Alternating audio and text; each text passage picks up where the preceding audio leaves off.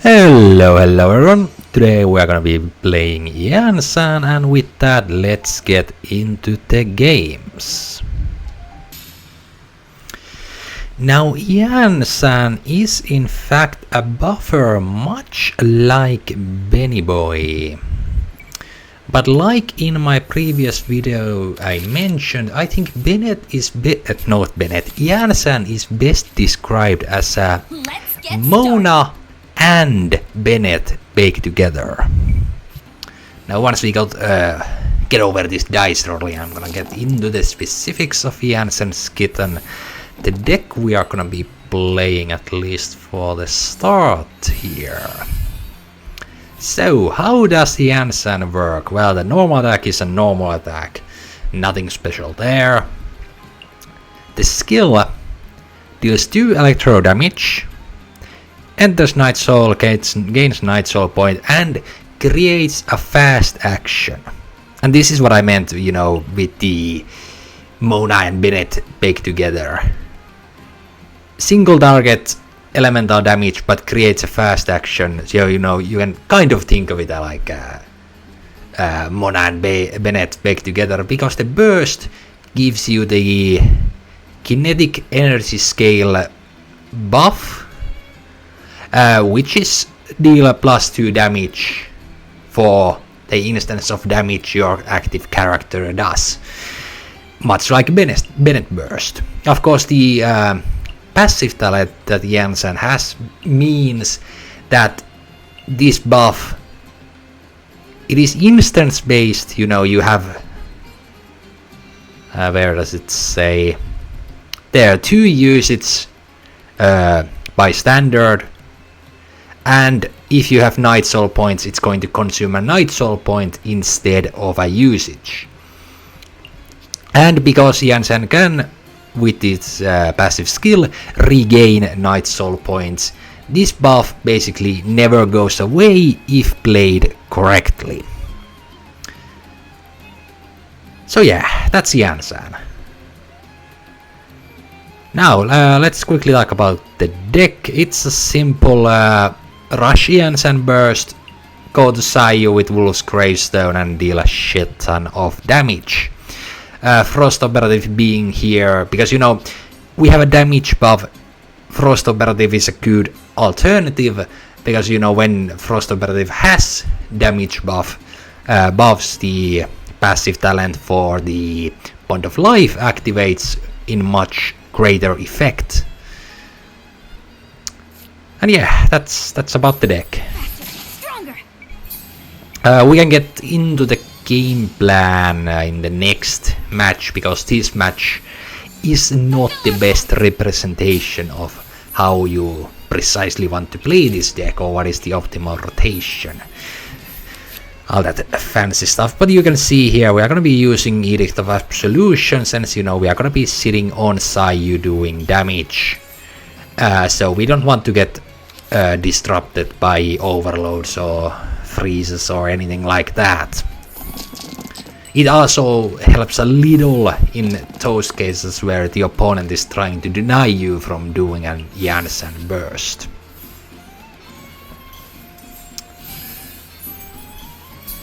Also, you can see we are playing in this deck. I'm using star signs because round 1, if you have, usually you don't have enough good dice to do double skill with Iansan. Because if you can do a double skill with this deck, it's usually good to do a double skill. But simply round 1 skill or 1 normal attack if you have really bad dice, star sign plus Liben or Sing Your Heart Out, it's a very good setup for round 1. And because, Iansan has 12 HP, it is perfectly fine to do setup round 1 against decks that aren't, very aggressive, like Emily Burning, for example. Or, classic Mona Klee. But if the deck is not aggressive, you can absolutely just do setup round 1 and you shoot. Much like I, did with Sing Your Heart Out and Timaeus. Here we are, because there's no element to swirl with Sayu, and we don't have a weapon for Sayu. We went to Frost Operative, and well, considering they have Maiden's Fading Beauty and healing cards, which is actually quite surprising for a crap deck, using actually healing cards, but probably for the Lord. But then again, I'm also surprised why are they playing Lord with crap, because crap decks are usually the kind where you want to save your cards, not discard them. But whatever. Here you see Iansan's passive procced after 2 switches, and it gained back 1 Night Soul point that we spent there with the Frost Operative skill just earlier. I'm all warmed up. I've been waiting. And there you see when the Night Soul blessing points go above 2, you actually heal 1 HP thanks to Iansan's passive skill. So you know, it's never really a waste with Iansan to spend your last dice. Like in this case, I only had 2 dice and nothing really to use them for, or nothing to use them with. So just switch around and gain 1 HP. Quite good indeed. Here we are of course planning to finally go in with Sayu. Since we have the talent, we have the artifact. We tuned the arcane card there because I mean there's no freeze for them. The arcane card really only is plus 2 HP, and considering Sayu is full HP at this point, there's really no need.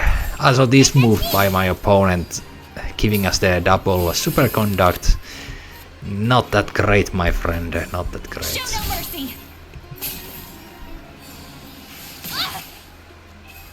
Also here if you followed the Sayu skill, though it's a prepare skill, which means it activates Iansan's, passive talent, because it does 2 instances of damage, it actually consumes 2 stacks of the burst buff.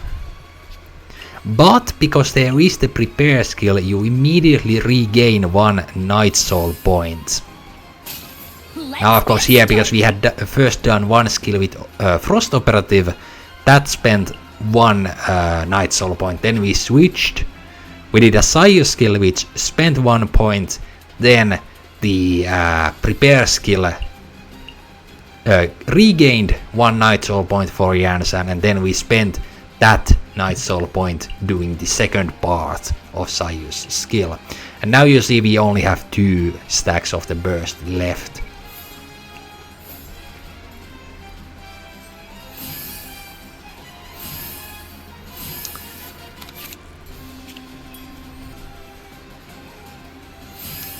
And so there is something you should know about how this Iansan's burst works. You will see it right here. You see we do an Iansan skill, and we are now back into Night Soul Blessing. But you can see there we spent 1 stack of the kinetic energy skill, because when we did the skill we were not in Night Soul Blessing Night Soul Blessing state. And watch here. We do a burst with Frost Operative here. It does not use a Night Soul point. It does use a Night Soul point. It seems I'm misremembering. I think it was only the Iansan skill. So yeah, what I was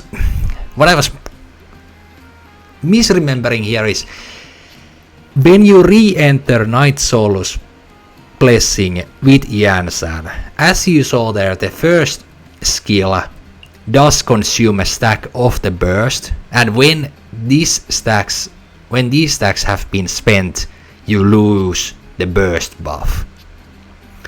But you can re-enter the Night Soul Blessing state even if you have spent the points, as you saw there, because now Frost Operative did not use this buff or this stack, this usage, but instead a Night Soul point from Iansan.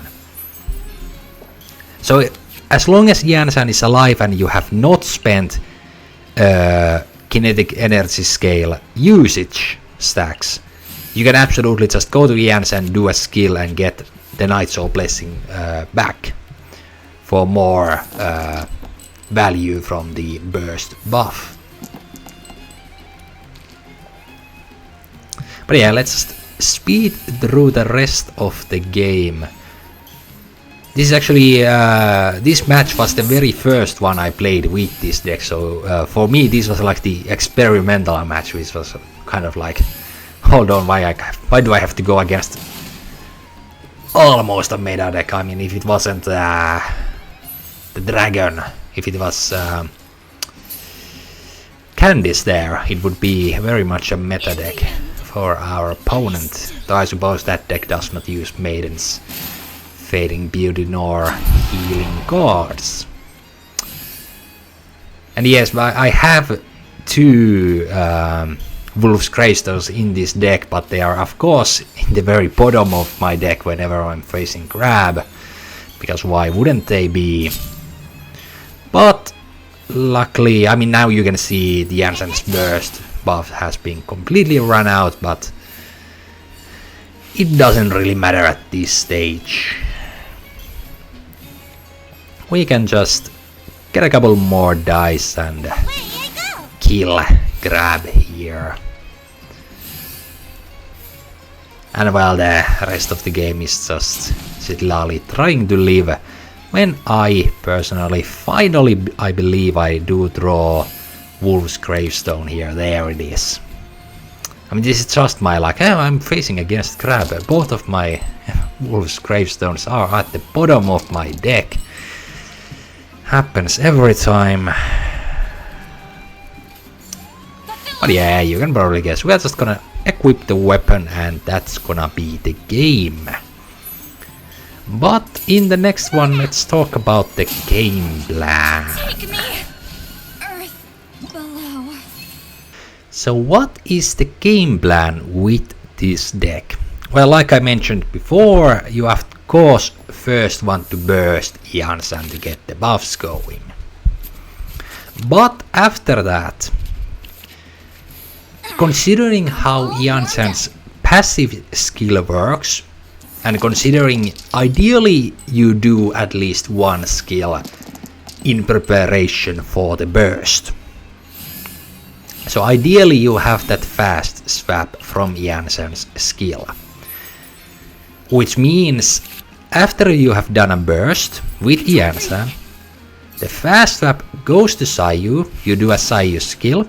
At that point, you spend 2 Night Soul points for the due to the burst being active and Sayu skill doing 2 instances of damage. So you lose 2 Night Soul points, but Sayu skill, because it's a prepare skill, you regain 1 point. After that, switch to Frost Operative. Now you should regain 1 more Night Soul point to Iansan, because how the passive works when you switch 2 times. Yeah, switch 2 times, and you first switch to Sayu, switch to Frost Operative, means you regain the point when you switch to Frost Operative. Alternatively, you can, after bursting Iansan, switch to Frost Operative, do 1 skill, switch to Sayu, regain 1 Night Soul point, do a Sayu skill, lose 2 points but gain 1 back. And you know, at this point in the game, or at that point, if you have weapon on Sayu and considering there's Iansan's damage buff for all those hits, most of the time the opponent team is already really low, so that even if you do run out of usage on Iansan's burst, Wolf's Gravestone is enough to finish the game. But yeah, that's the simple game plan of this deck. I'd say the downsides of the one or this deck that I'm using is we have no way of fishing for Wolf's Greystone from our deck, and by that I mean we have no Wagners. Otherwise this deck is rather decent, very much takes inspiration of the, I think the current version is, you have Shongyan, you have Sayu, and you have Mirror Maiden. So we use, you see here, we have dice magic going on. I mean, but any sort of extra attack magic, be it with artifacts, be it with weapons, they are very good on Iansan, because how Iansan is, it's a damage bonus burst. So you want to maximize the amount of attacks you can do, be it with artifacts or weapons.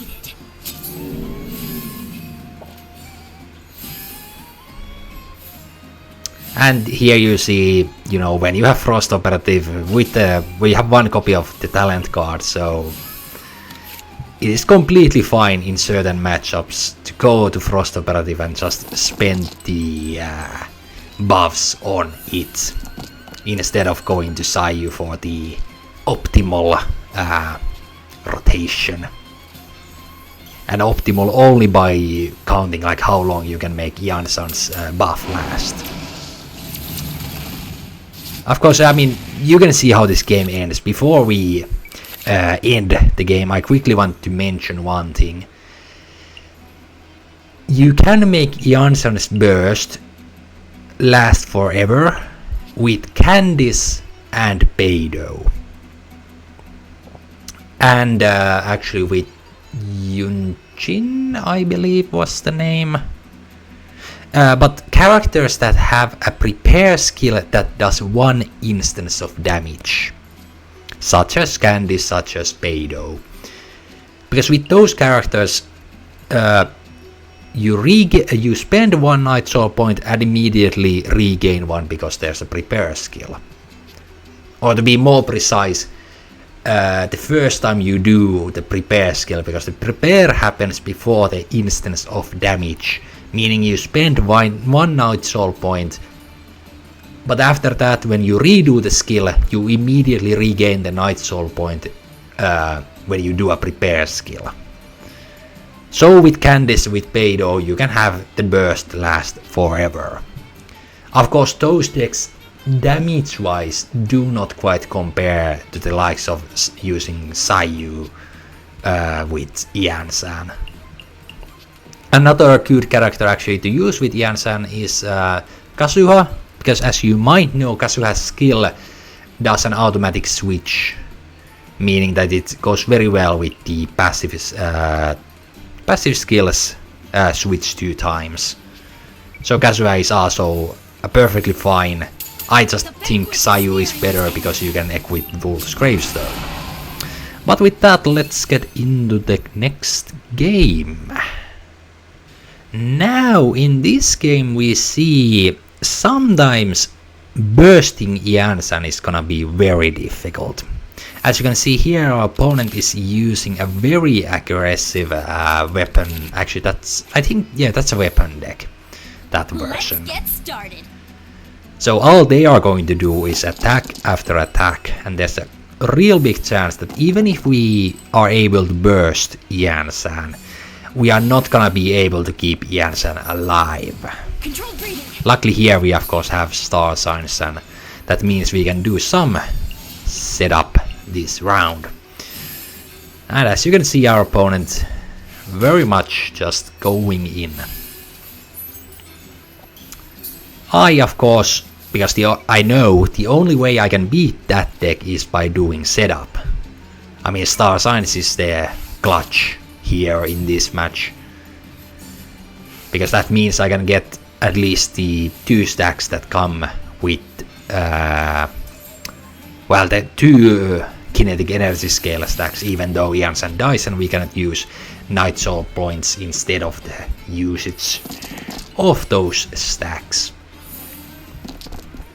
So yeah, with this deck, whenever you run into an aggressive deck, burst rush Iansan or do a lot of setup round 1, because once again, Sayu with Wolf's Gravestone is perfectly able to wipe the enemy team on its own, if you have Wolf's Gravestone.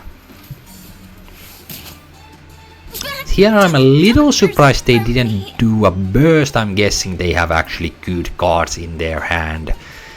But you know, that was a perfect time. You would have only lost 1 damage by bursting onto Iansan, so I don't quite understand. And now we are easily able to take out Xinyan. Because of that, I mean, they already lost some value. Of course, in this case, going to Frost Operative only because we did not have Wolf's Gravestone, because Sayu could not have one shot at Xinyan. Frost Operative could, right there. So, ideally, had I had Wolf's Gravestone, I would have absolutely gone to Sayu. Because that's an aggressive deck. Getting Bond of Life onto the opponent's characters is not gonna get me anywhere. Also here, the Edict of Absolution coming in clutch, because they can freeze one of Frost Operative next round with Ayaka. So I can just play this one and also heal Frost Operative so that it's harder for Ayaka to kill. Of course, we wanted to keep Frost Operative alive because it has Gamblers already equipped. Even though I guess it would have been a guaranteed kill there anyway. So it wouldn't really matter. You know, the HP from the Arcane card. But at least this way we can still do a skill with Frost Operative onto Ayaka.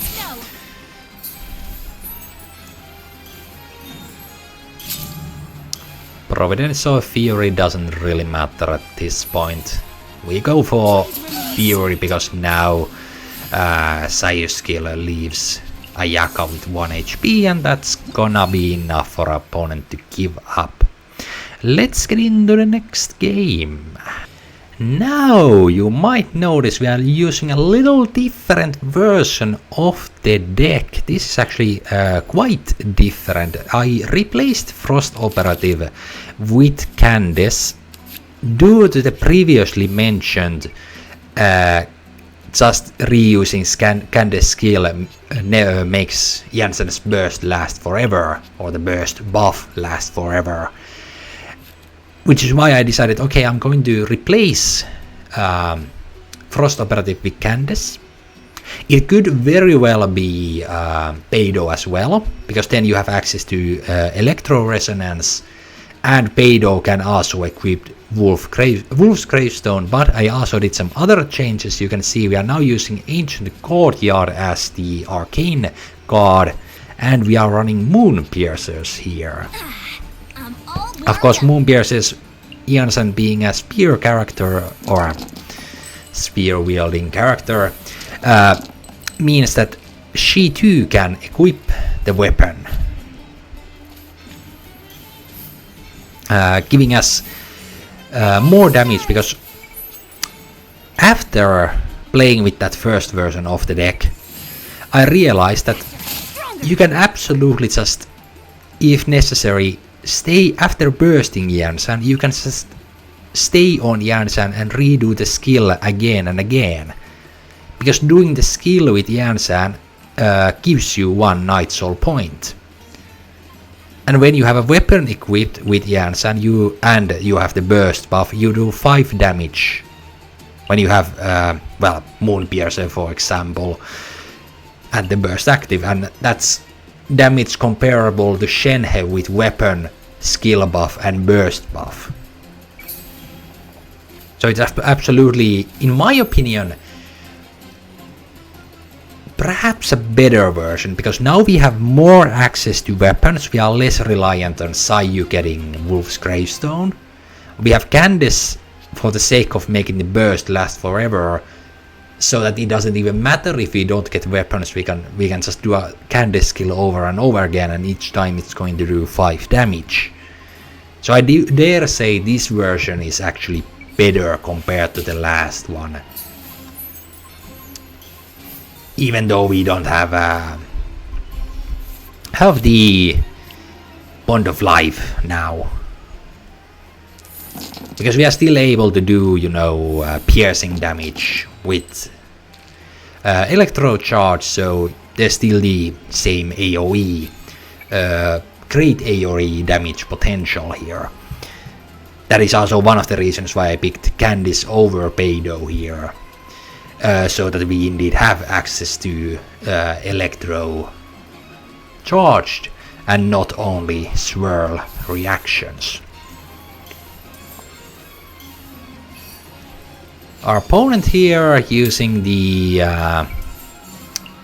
Ancient Puddle arcane card, making our life a little more difficult. Also, quick mention, in this version of the deck I'm no longer running Star Signs because we have the Ancient Courtyard and we have Moon Piercer, meaning that we can in certain scenarios burst round 1 if we get an artifact, a Moon Piercer. I mean, the arcane card is guaranteed to be in the starting hand, so if you get weapon, free artifact, the arcane card which is guaranteed, and you have good dice, you can burst Iansan round 1. And this all together means that there's no need for Star Signs anymore.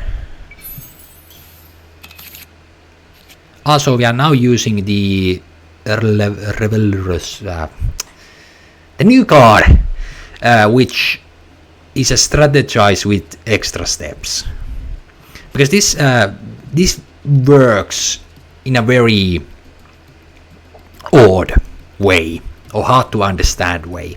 To draw 2 cards, that's easy to understand. If you have more than 1 weapon or artifact, in this case we have 3 artifacts, in your hand, create 1 Omni element for each.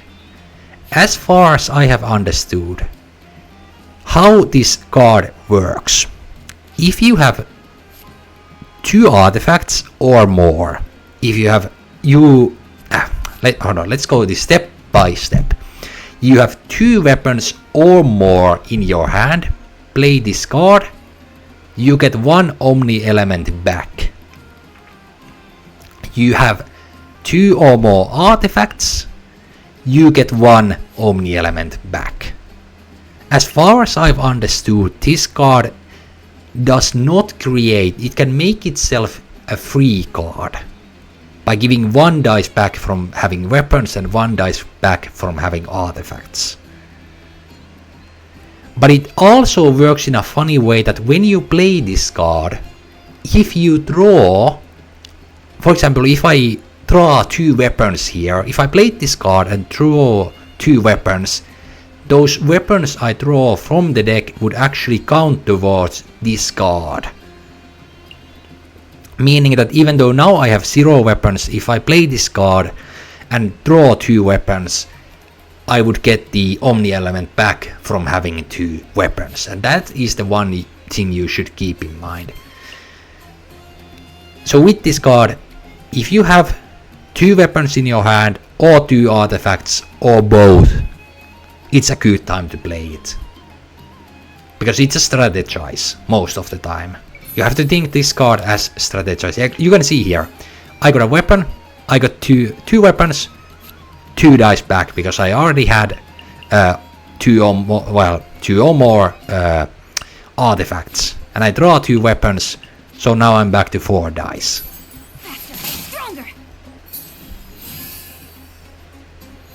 But yeah, it's a very good card for weapon decks. And these decks, this version of the deck is very much a weapon deck. We have simply thrown away Star Signs and some other changes have been done, so that we now have Moon Piercers, weapons, because Stars, shine for me. Iansan Burst is already buffing our damage, might as well buff it even further. Instead of aiming for the... Because, okay, to be fair, the artifact engine works very well when using Candice, for example, or Beidou, because in that case you want to, because you can make the burst last forever, you want to maximize the amount of attacks you can do. But because we are still using Sayu, because I do think Sayu is a perfect combo, perfect partner for Iansan, because Iansan creates fast switches for your team, and Sayu, you know, swirling immediately after you've done an Iansan burst is just a very good combo. So I'm not replacing Sayu with anyone here. Of course, you can replace Candice, because the combo works even if you do your third character does not do prepare skills. It works in any way. In any case, as you saw with the Frost Operative, because if you do the rotation in a proper manner, that being the one skill with your third character before going to Sayu, or going to instantly Sayu, doing one skill and then switching again. In both of these cases, the burst stacks are optimized, and you know, usually after you've bursted Iansan, done a skill, and you know, switch around. Usually at that point, the game is in a state where there's really no plan for you to follow. You do what is best for that scenario you are in. So there's, in my opinion, really no need to go beyond that when considering what to do. Are you really want to, because now we are using weapons for Iansan as, or we are using weapons that Iansan can equip. Even Iansan is now a burst, a damage threat, because like mentioned, you do 5 damage per skill when you have the burst active.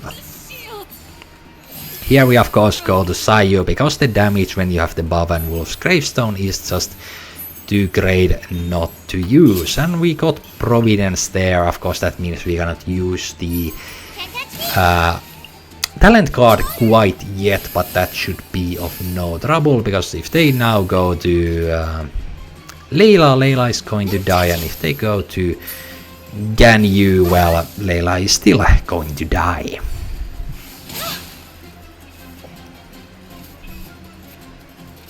Like here you can actually see we have one Night Soul point on Iansan, and we are going to do a skill with Sayu.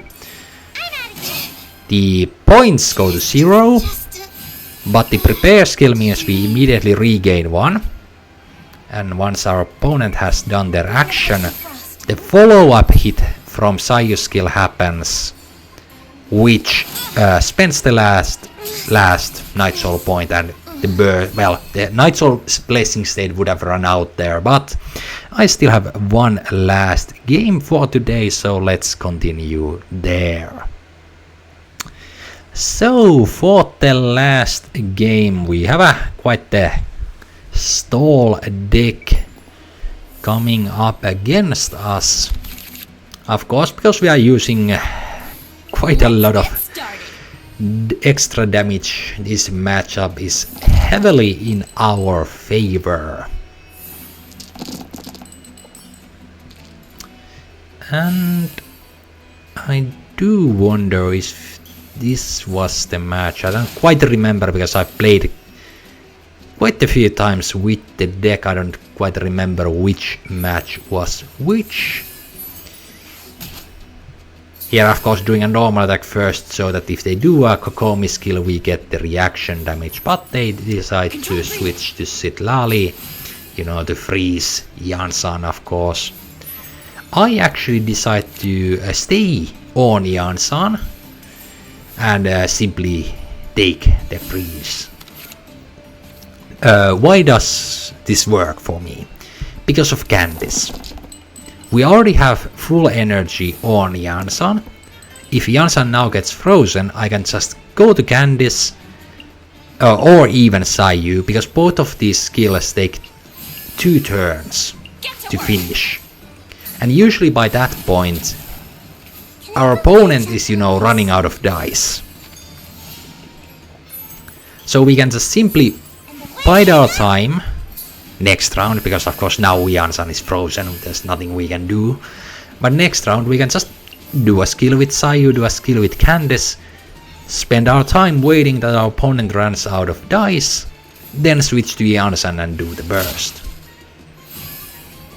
Also, this game I think shows very well that even if you do not get Iansan's burst up, you can just, if you have Wolf's Gravestone Sai, you can just start doing the damage. And of course here now you see we get the first action next round, meaning that we can actually here, slight mistake, I did not play the Opera Epic Claire, though we have more equipment than our opponent, so it would have been a perfect time to play that to get that 1 extra die for the following round, but not a big blunder. After all, Varanara saved us 2 dice already. So you see here, we do get the Iansan burst. Our opponent realizing they are in slight trouble here.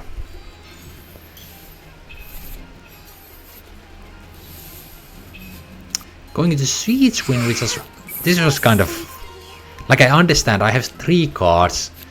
It may seem that there's a possibility of a fast action, but I think I would have still done a skill with Kokomi there. You're at least cleansed 1 character, and if you survive throughout the round you would still regain a bit of HP and you would have a freeze threat with Sitlali, but they go to Siege Win for their reasons. And I suppose playing the technique is a decent way of trying to stall the game, because of course they are playing a stall deck, they are trying to stall the game. Maiden's Beloved, you could have played it before, you know, for the first activation of the technique, but okay. You know, not blaming them, but I'm just pointing it out. You could have done it very well. And well, at this point, I mean, you can see, just tune a couple cards, go for another skill, even though we now ran out of, well, once again, we do regain 1 point because of the prepare, but after this second skill we are gonna be, Iansan is going to run out of Night Soul Blessing, but it doesn't really matter at this stage. Like, you need to know when it's time to just not care about Iansan's Night Soul Blessing points, and that was one of the moments where just go in is the better option. And we of course end our round on Sayu, because we are ready to absolutely crush Kokomi. I mean, the only thing they could really do here would be egg Sitlali skill, because they have fast action already on the field there. But it's quite unlikely. There's the fast action there. But that's like the only thing they could do at this stage.